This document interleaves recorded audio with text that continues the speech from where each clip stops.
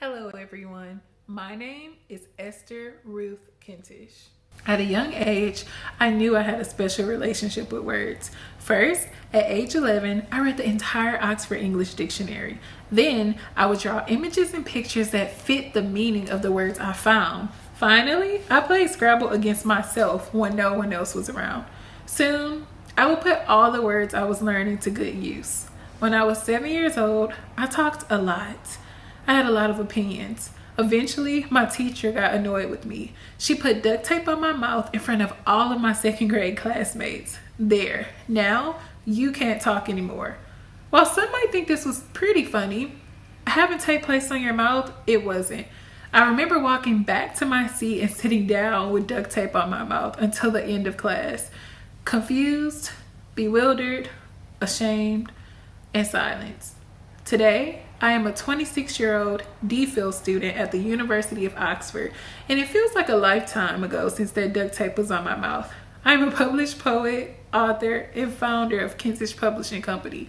I still get into trouble for speaking out on topics that no one wants to talk about. The elephant in the room. Today, I want to share my experience of what it is like being a Black master's student living in London and experiencing very upsetting things in the classroom. An experience that left me speechless, as if the second grade duct tape again was placed over my mouth. I had just begun my postgraduate studies at King's College London, and I was sitting in the front row of the lecture hall waiting for my class to begin. I noticed that there was only one Black person in the classroom, and it was me. Then walked in a new professor. He was a white man. He started preparing for the lecture. At this point, he still hadn't said anything.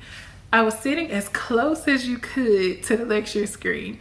He opened his PowerPoint, pressed full screen without any context or any warning. My eyes flickered over the word in a PowerPoint.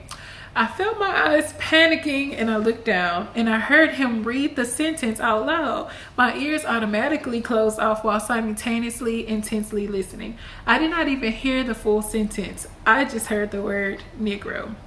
When I looked up, I read, "The negro is the closest form of an ape, and the white man is the closest to God." It was a quote from Charles Darwin, but still, it wasn't my professor's opinion. Hearing the word negro completely off guard felt like a knife was placed into my back and then pulled out. Further, having a close relationship with language and words, the word negro was situated more prominently in my brain. The word negro was used as the main noun in the same sentence with the word closest. Closest was used as a superlative adjective in the sentence to describe what form of an ape the negro was.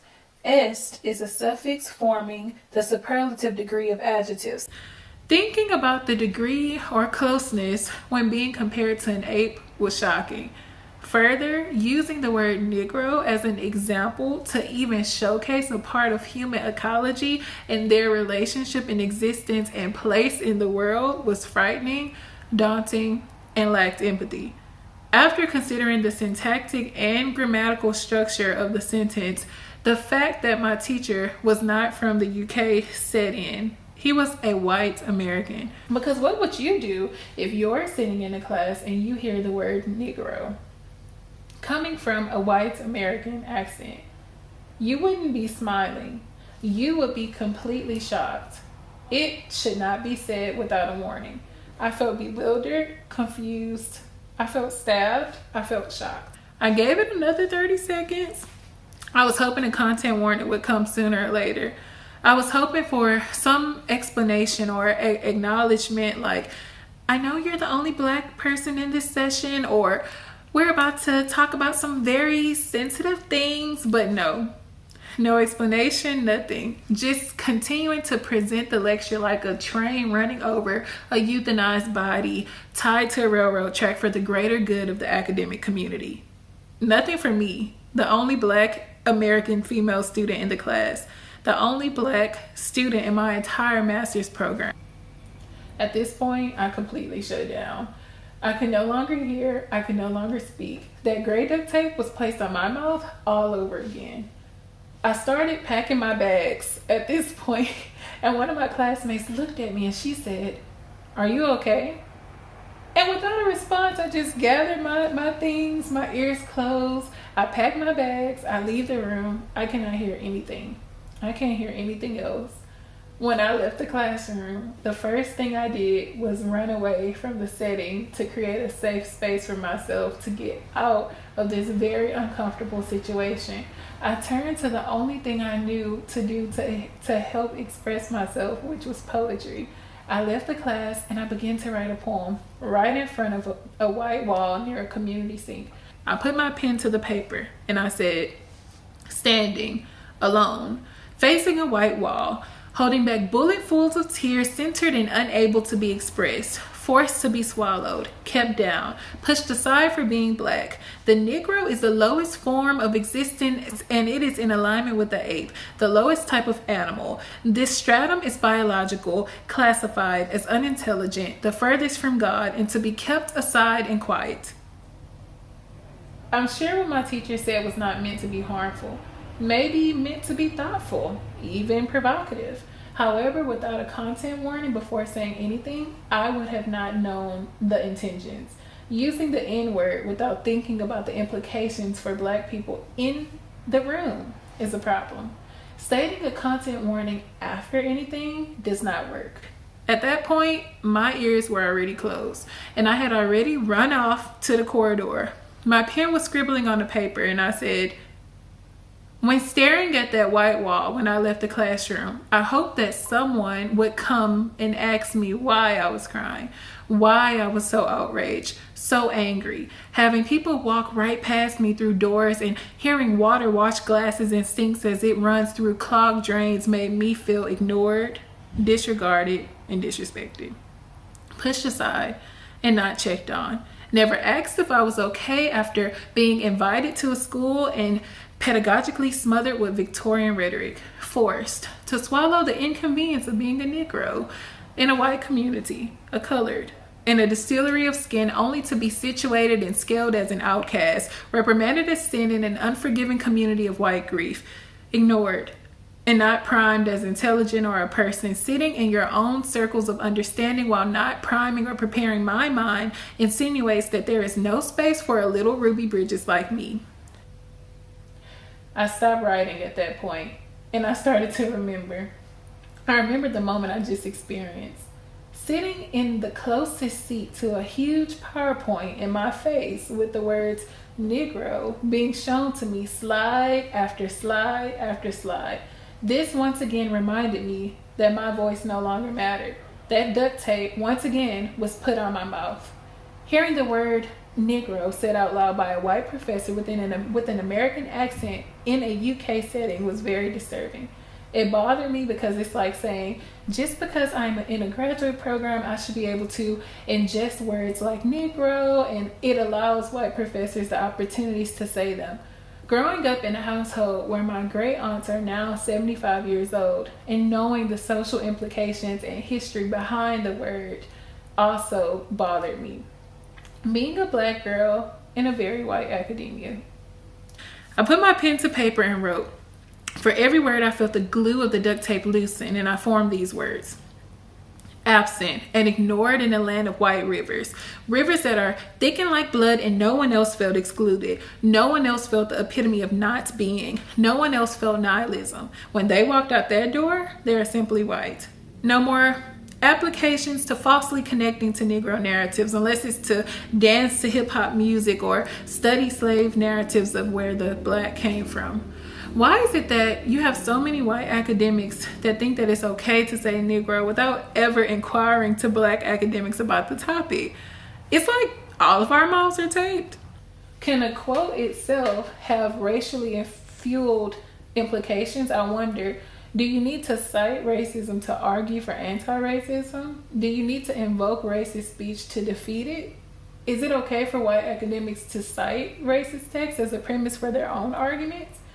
Is it okay for white academics to cite Negro? Should it only be up to white academics to decide whether it's okay for teachers or professors to say or cite Negro? Simply asking a class that is absent of Black representation about a historically Black slur that literally has negative implications in 2020 is not acceptable. Is it Black fragility for me to question this all? No foundational premise for acknowledging the 100 years of progress that we've made as a world. Only tolerated Blackness. Blackness constructed around the Negro ideology. A Blackness that is fueled only around what you've heard about African American vernacular English and not what you've seen submitted by Black excellence. Only tolerated Blackness that is constructed by backs turned towards me and my entire existence as a person. Teaching unprimed or unjustified rhetoric about how the Black woman and the Black man are nothing but apes and how the white man is the closest anthropomorphic hand of God is facilitating a space of white supremacy. After writing this, I began to think, but what about quoting the word Negro? The nature of a quote is to share insight into the views and perspectives of the person who wrote it. Quotes are usually used in academic context to support or argue the main premise of an argument. The positionality of the quote and the way that it was used was to discuss ecosystems, and the transatlantic had nothing to do with the course that I was in.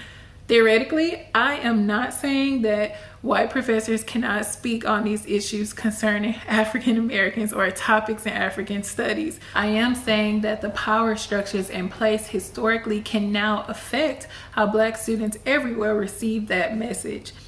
I begin to write again.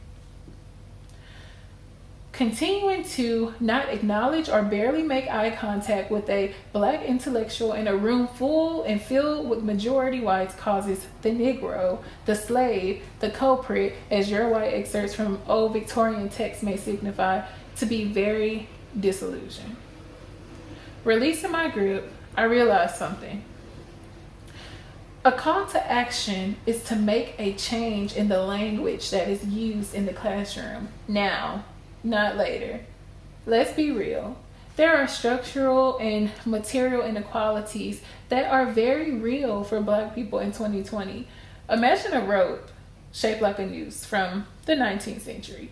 Now imagine a teacher starts waving it around and saying, "This is completely fine. I could just swing this around. Everyone will know what it is." This act will be very disturbing in the classroom. This rope was obviously used for lynching. If you just bring a rope to class without context, it would be disturbing for a Black student. This is similar to how words work. A word can have many different connotations and meanings attached to it. The N-word presented in a quote without any context carries negative meanings and connotations. The material connotations of the N-word still exist, even if it is not, or even if it is presented in a quote. I'm not offering the full solution to alleviating inequality. I am merely suggesting a small way of fixing a part of the problem, because inequality is linked to knowledge. And when I left the classroom that day, I was no longer a part of producing knowledge. I know that this may seem like maybe I was being overly sensitive over a single word. It was an external feeling, something that happened outside of my body onto me. And even though it may not, or even though it may have just been a quote, it still made me leave the classroom. When I left the classroom, I was no longer a part of producing that knowledge. Even though we're not discussing inequality, the wider implications of this were that I was no longer a part of any discussion. I was standing alone, crying, writing a poem by the sink. It was not me choosing to feel that way. It's something that happened to me, something I was subjected to. It's not only about shielding the Black student's ear from this language, but about empowering them to participate in wider class discussions, to not leave the room. It is important to require content warnings now to ensure that Black people never leave the classroom because they feel uncomfortable in an already predominantly white academic environment. Earlier this year, The Guardian published an article showing the Higher Education Statistics Agency states that fewer than 1% of the professors employed at UK universities are Black, and few British universities employ more than 1 to 2 Black professors. Figure Show, The Guardian, 2020. This poses an issue because there is little to no Black representation amongst faculty at department level to speak on these issues. Further, the Black graduate student representation at schools in the UK is also very low. Therefore, there is not enough Black representation in the classrooms to be using the word Negro. I place my pen back onto the paper, and these words form. I am a breath of fresh air, a face that belongs in the classroom with people who don't look, think, or dance like me. I am an open mic addressing the antibiotics that are given to little Black girls like false opportunities to be someone. I am a fresh cup of coffee made up of minding my own business and you can catch this smoke. You or your justified white boy rhetoric will not be taught to me and fed to me on a silver spoon like it's gold worthy. I stopped writing again, and I thought, just because you have the power to do and say something does not mean you should do or say it. Dealing with language, rhetoric, and engagement with old text or language should be just like a medical doctor handles a patient, with care and concern, examining the patient with regard and acknowledging the stipulations that they are in. Academics, just like doctors, should handle historically offensive words and phrases with care, just as they would artifacts in an archive that may be accessible to them, but fragile and protected to preserve. Academics have a responsibility when sharing information with a group of inquiring minds. It is important to use content warnings and have cultural sensitivity when dealing with language that is historically negative. Don't ignore that you are in a position of privilege. Don't forget that you are teaching. Don't be the tape used to silence marginalized students and Black academics. Will you be a catalyst of change?